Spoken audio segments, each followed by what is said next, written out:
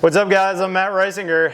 And I'm Jake Bruton. In the build show today, coming to you from my rental house.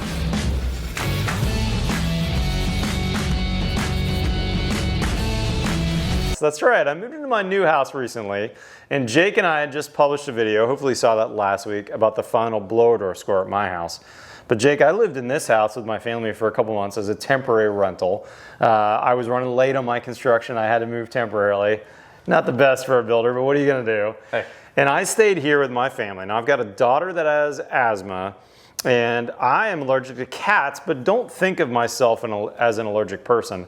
But living here in this rental, I had a lot of allergies kick up. Now we just got here, but as we walked around a little bit, what would you maybe see in this house that might have kicked up my allergens? Well, so let's start with this is in the same neighborhood that you've lived in for a long time, right? Mm-hmm. You built a new house in this neighborhood. Yep. When was this house built? Probably between 75 and 80, something like that. So 1975 to 1980, that's a little before my time. Maybe not you necessarily. You're a little older than me, right? Not that old. I wasn't building houses in the 70s.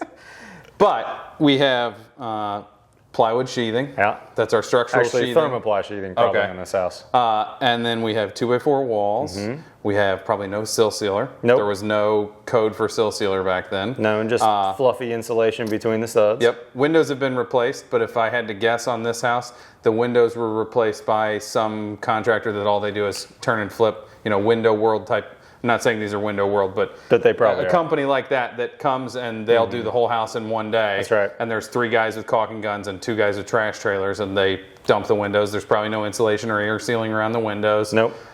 There's some other things that we'll get into here that are unique to this house where it's been renovated and nobody paid attention to the consequences of what they're doing. But we have an attic that has leaky ductwork running through it that even if the ducts were sealed to the drywall, which they probably aren't sealed after that. It's probably flex duct yammed onto a boot, yep. And that's it.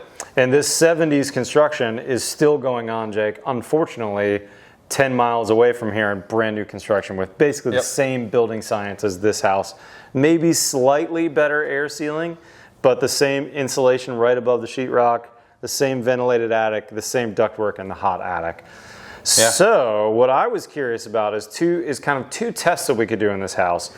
First off, let's see how leaky it is. Jake's been using this Retrotech blower door equipment a long time, but this is my door, and you're used to using this on new houses, not old houses. Yep. What do you think the blower door score might be on this house? Well, so we haven't tested and got a number yet, but just based off of the unscientific version of Retrotech makes these little baffles for cutting down the flow. When we tested at your house, one of these was out, and the rest of them were in. And you can see that we already pulled all of them out to get a. That means the CFM blowing through this fan will be dramatically higher than the 150 at your house. Yeah. So we already know that we're going to be astronomical. It would not surprise me if this isn't over 7.5. Wow, that's pretty leaky. That for me. So when I bought my first blower door, I didn't have a client that was going to pay me to do a blower door. So what do? You blower door your house. Yep. You blower your mom and dad's house. You want to see what it's and that's what I did. My house that was built in the 60s that I had replaced the windows on in a deliberate way was 7.5. Okay. And then I went to a house that we built for my parents in 99 and it was 8.1. Dang. And so there's my frame of reference. Yeah. I know how this thing was built. I guarantee that we're in the 7 range. Now, I remodeled a 70s house in this neighborhood 15 years ago. I lived there a long time, and I did a blower door test, not when I finished it, but a few years later, basically the same thing with my door. And I was 3 point something, I forget, 3.3, let's say. Yeah. Where I was really deliberate about air sealing through the renovation process, but I certainly didn't go over the top. With that being said, we've got all the input values in here. We did the math. Let's fire this thing up, see where we're at.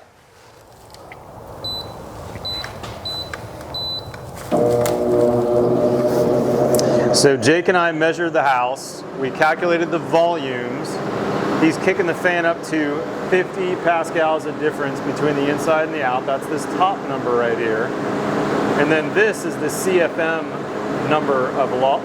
The number is already 10 times more leaky than my house. And we're only at 28 pascals. And this is half the size of your house? This is not quite half the size. Okay. My house is just shy of, it's 2,800 square feet. This house is shy of 2,000 square feet. So when we talk about air exchanges per hour, that's a volume number.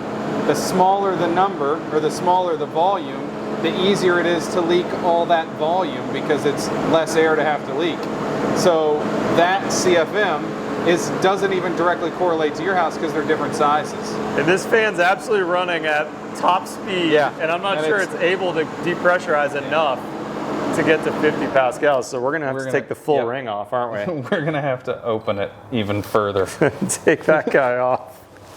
Oh my gosh. So I've never, on any of the houses that we built, I've never had to pull more than 2 of those. Yeah. And here we are pulling the entire thing off. Let's try it again. It'll go quicker this time, hopefully. So now we're going to try and get the CFM leakage at 50 pascals.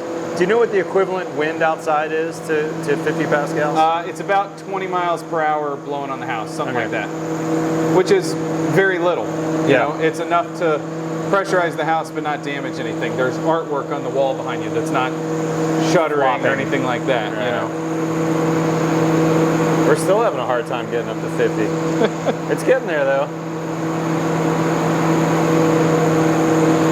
Here we go. We're right around 50. Okay, so 2,600 CFM is order of magnitude larger than your house. By 20 or so. Yeah. So then if we go to ACH 50. So we're just shy of 10 ACH 50. And so, all right. Let me turn. Oh, let me get a picture of that. Shoot, we missed it. That's all right, don't worry about it. We'll get it later. So, number 1, we're slab on grade. Yep. That concrete's not leaking. There's no leakage That's down there. a third of the envelope, or maybe a fourth of the envelope once you get vault and everything. A fourth of the envelope has almost 0 or 0 leakage. The rest of the envelope still has 10 CFM 50 or 10 ACH 50. That's 4 times the code, or 3.5 times the code. In your market, it's double code in my market. Yeah, so it's double the code here. So with a house that leaks that much, you don't have control over what air comes inside the house.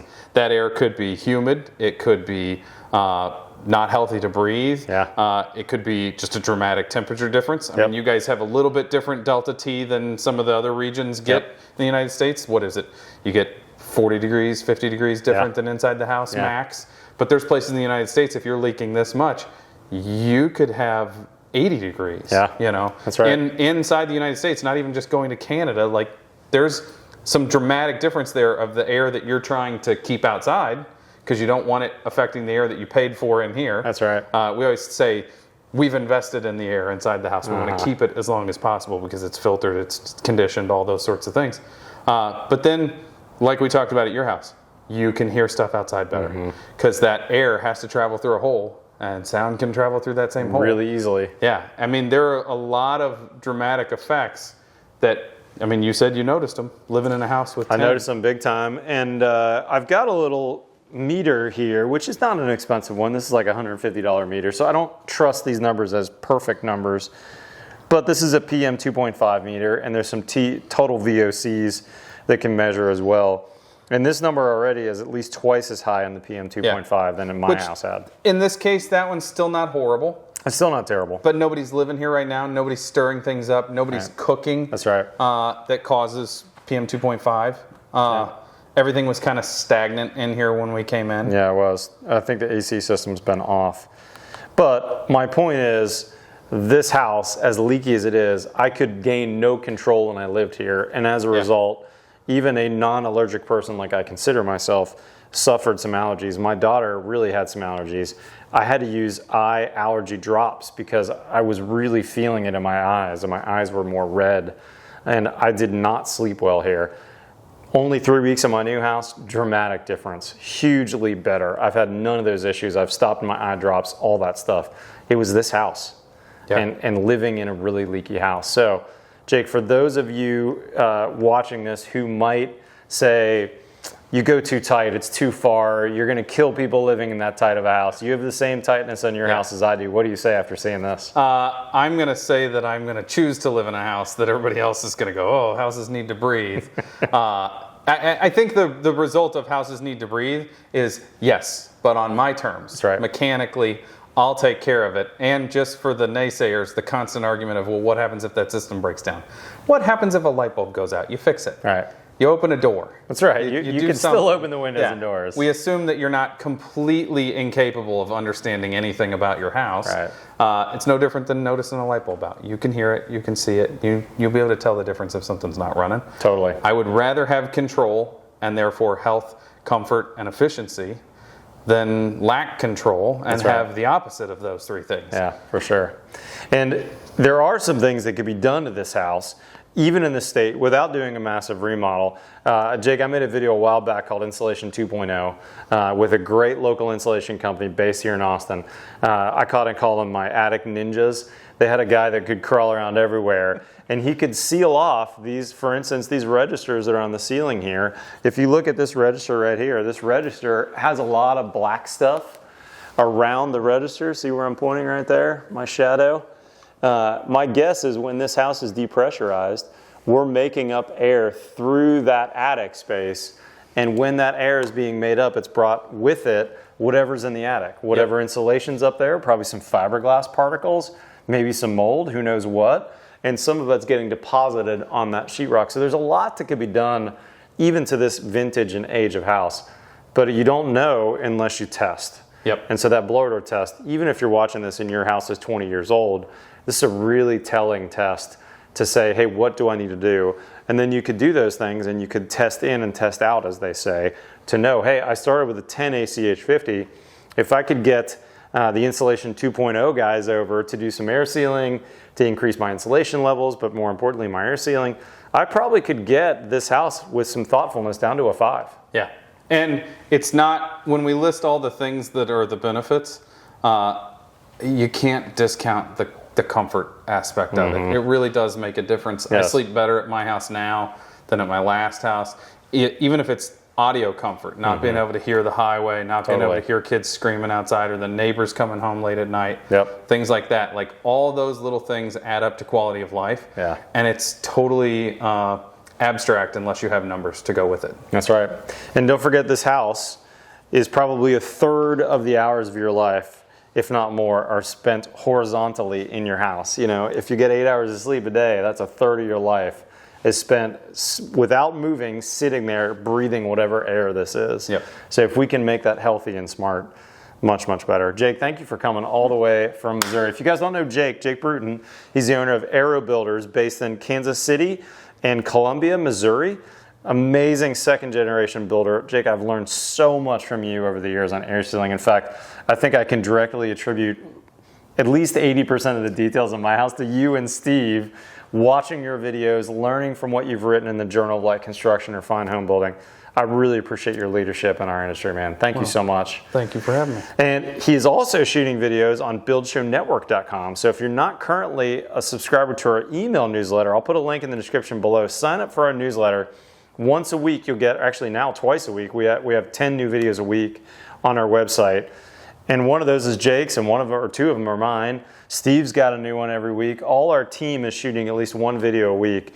And that newsletter will get you linked to Jake's new video so you can watch his videos there. But also, in the meantime, go follow him on Instagram too. I'll put an Instagram link right here so you know how to follow Aero Builders on Instagram. Guys, if you're not currently a subscriber, hit that subscribe button below. You're going to outro with me, right? Sure. Follow us on Twitter and Instagram. Otherwise, we'll see you next time on The Build Show.